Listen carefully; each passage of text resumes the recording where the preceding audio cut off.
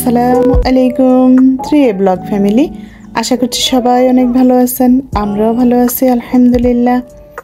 দেখতে দেখতে ঈদের ছুটির দিনগুলো শেষ, যদিও আরাফার বাবার অফিস গত সপ্তাহ থেকেই শুরু হয়ে গিয়েছে, বাচ্চাদের স্কুল শুরু হয়নি আর কি। তো এই সপ্তাহ রবিবার থেকে বাচ্চাদের স্কুল খোলা, তো সেই টেনশনে আমি শুক্রবার শনিবার থেকেই খালি বলছিলাম যে তোমাদেরকে কি নাস্তা দেব। তো আরাফা ওই যে কুরবানির ঈদ আসলেই মাংস জাতীয় নাস্তাগুলোই ওর চোখের সামনে ঘুরতে থাকে, বলবে ভিপ সমুচা বানিয়ে দিতে পারো, তারপরে কাবাব বানিয়ে দিতে পারো, এইরকম আর কি। ওদের মাংসর বাচ্চা মানুষ তো একটু বলতে থাকে আর কি মুখরোচক খাবারগুলো। তো ওদের দোষ কি দেব, আরাফার বাবা বিকেলের নাস্তা হিসেবে চান এই ধরনের নাস্তা।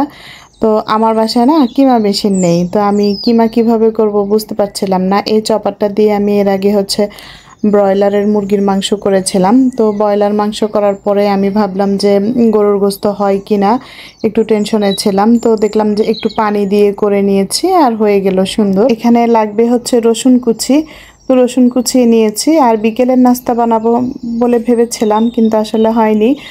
বিকেলের নাস্তা বলতে বলতে সন্ধ্যা হয়ে গিয়েছে, তো সন্ধ্যায় কয়েকটা বানাবো, তাও হয়নি, কারণ আরাফার বাবা চলে এসেছেন আর এত পরিমাণ গরম পড়েছে। এই যে কিমার পুরটা রেডি করেই আমি টায়ার্ড হয়ে গিয়েছি আর পারিনি। তো গল্প করতে করতে বলা হচ্ছিল না এখানে কি কি দিয়েছি, সব পদের মশলাই দিয়েছি। গোলমরিচের গুঁড়া, তারপরে গরম মশলার গুঁড়া, সব মশলা, আদা বাটা, রসুন বাটা, এলাচির গুঁড়া সব দিয়ে তারপর একটু পানি দিয়ে কষিয়ে নিচ্ছিলাম। একটু ভালো করে কষানো হয়ে গেলে তারপর কিমাটা দিয়ে দেব। আর কিমা দিলে তো বেশি একটা টাইম লাগবে না, কারণ কিমাটা বেশ চপারে খুব ভালোভাবে মিহি কুচি হয়ে গিয়েছে আর কি। তো এটা আর বেশি নাড়াচাড়া না করে মানে এটা একটু শক্ত শক্ত থাকলেই দাঁতের নিচে পড়লে খেতে ভালো লাগবে, সেই দিক থেকে এটাকে মশলার সাথে ভালো করে মিশিয়ে কষিয়ে নিচ্ছিলাম আর কি। আর যেহেতু এটাতে পানি দিয়েছি তো প্রচুর পানি উঠবে, ঢাকনা দিয়ে ঢেকে রেখেছি। আর আলু একটু ভাঙা ভাঙা করে নিচ্ছি। আমি এখানে কিমার পরিমাণটা বলে দিচ্ছি, কিমা নিয়েছি আমি 500 গ্রামের মতো। আর সেই সাথে আলুর পরিমাণটাও 500 গ্রামই হবে, আমার আন্দাজ মতো বলছি আমি, আলুটা তো আর মাপ দেইনি।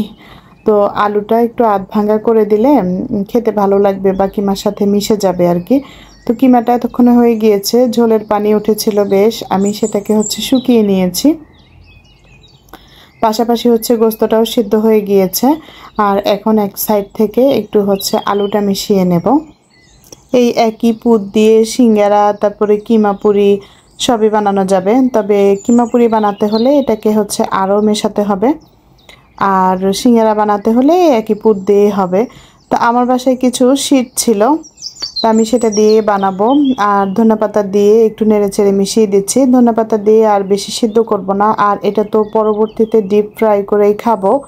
তো এখানে সব কিছু একেবারে ভালো করে সেদ্ধ হওয়ার দরকার নেই, বরংস একটু দাঁতের নিচে পড়লেই বেশ ভালো লাগবে। তো একটু চেখে দেখছিলাম কেমন হয়, মাশাল্লাহ অনেক মজা হয়েছে, এমনিতে খেতেই ভালো লাগছে। আরাফার বাবা দেখে বলছিলেন সকালে রুটি দিয়েও খাওয়া যাবে, পরোটা দিয়েও খাওয়া যাবে। তো আমার বাসায় একটা শীতের প্যাকেট ছিল, তো অনেক দিন হয়ে গিয়েছে, ওটাকে আজকে করব কালকে করব করে করে করছিলাম না। সেই কবে মনে হয় রমজানের ঈদে এনেছিলাম, তো এক প্যাকেট করে খেয়েছি আর এক প্যাকেট থেকে গিয়েছে আর কি। তো এটা এত পরিমাণ শক্ত থাকে, আমার ছুরিতে হচ্ছিল না, আমি ভালো করে এটাকে চেপে চেপে তারপর কেটে নিচ্ছিলাম।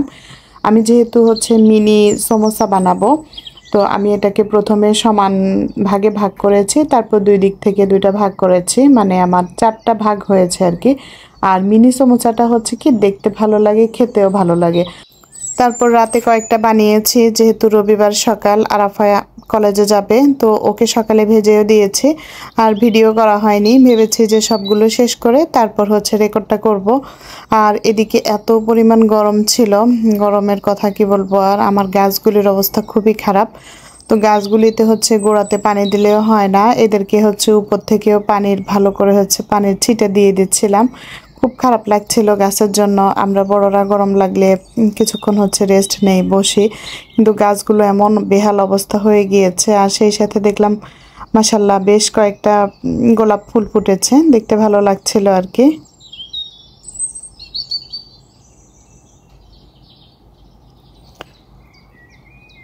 আপনাদের জন্য একটু বারান্দায় রেকর্ড করব সেটাও পাচ্ছি না, প্রচণ্ড গরম লাগছিল, একেবারে ঘেমে গিয়েছি। তারপর আবার রুমে এসে এই তো বিছানা গোছানো, সকালের যে কাজগুলি থাকে আর কি। একদিকে আরাফা আবরারকে স্কুল কলেজে পাঠিয়েছি, আরাফার বাবাকে অফিসে পাঠিয়েছি, এখন বাসায় আছি আমি আর আরহান। আর এই তো এখন ঘরদোর পরিষ্কার, ঘর গোছানো, তারপর রান্না বান্না, এগুলো সেরে আবার আবরারকে আনতে যেতে হবে। তো রান্না বান্না কি করব, কয়েকদিন বাসায় ঈদ, গরুর গোস্ত রান্না হচ্ছে। তো রান্না হলে সেহের দিক থেকে রান্না বান্নার প্রেশারটাও একটু কম থাকে। গরুর গোস্ত থাকলে সাথে আর একটা সবজি, একটা ডাল করে নিলেই হয়ে যায়। তো এই তো ঘরদোর গুছিয়ে নিয়েছি, এখন আমি বাকি সমোসাগুলো বানাবো, কারণ একটা জিনিস হাত দিলে তো ওটা শেষ করতে হয়। তো ওটা শেষ করে তারপর দুপুরে আবার রান্না, আবার দেখা গেছে আবরারকে আনতে যেতে হবে। তো ফ্রিজে যেটা রেখেছি সেটাই আপনাদের সাথে একটু শেয়ার করছি। ওই যে কয়েকটা বানিয়ে তারপর ওই যে মাটির পাত্রে রেখে এটাকে রুমাল দিয়ে ঢেকে রেখেছিলাম। তো মেয়েকে বলেছিলাম, তো ও বলছে আচ্ছা আম্মু আমি অল্প কয়েকটা নিয়ে যাবো। এই যে কয়েকটা বানিয়েছি সেটা দেখাচ্ছিলাম। আর বাকি শীটগুলো বক্সে রেখেছি। এই শীটগুলোতে একটা ঝামেলা হয়, এগুলো বাইরে রাখলেই কেমন শুকিয়ে যায় আর বানানো যায় না। এদিকে আরহান আছে আমার সাথে সাথে, কিছুক্ষণ টিভি দেখছে, তো কিছুক্ষণ আবার এসে এসে জিজ্ঞেস করছে মাম্মা কি বানাচ্ছে, পিঠা বানাচ্ছে, মাম্মা রুটি বানাচ্ছে, এক একবার এক একটা বলছিল আর কি। মানে টিভিটা তার চলতে হবে, সে সব খেলনা দিয়ে খেলবে ঠিকই, কিন্তু টিভি চললে ওই যে টিভির সাউন্ডটা তার কানে যায়, ওটা ওর ভালো লাগে আর কি।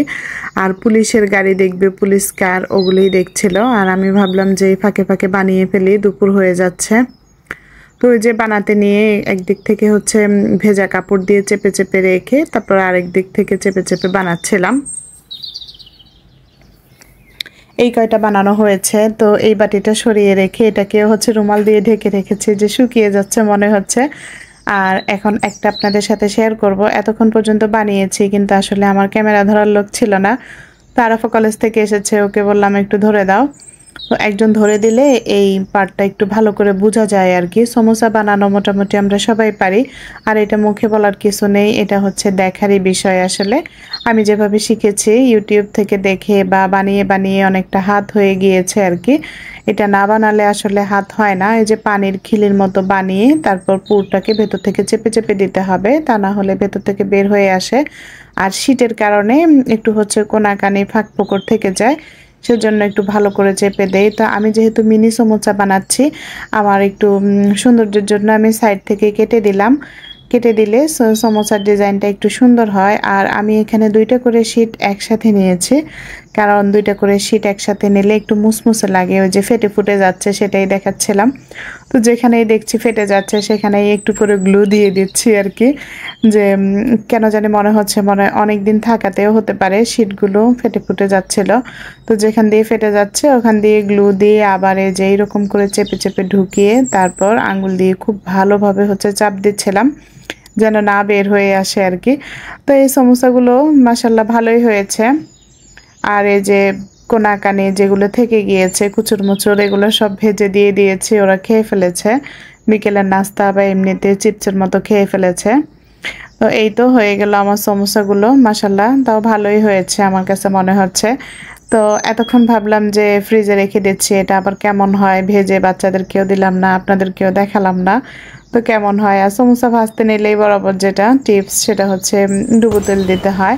আর এই তো একটু লাল লাল করে ভেজে নিলাম। তো আজকের মতো এটুকুই, আল্লাহ হাফেজ।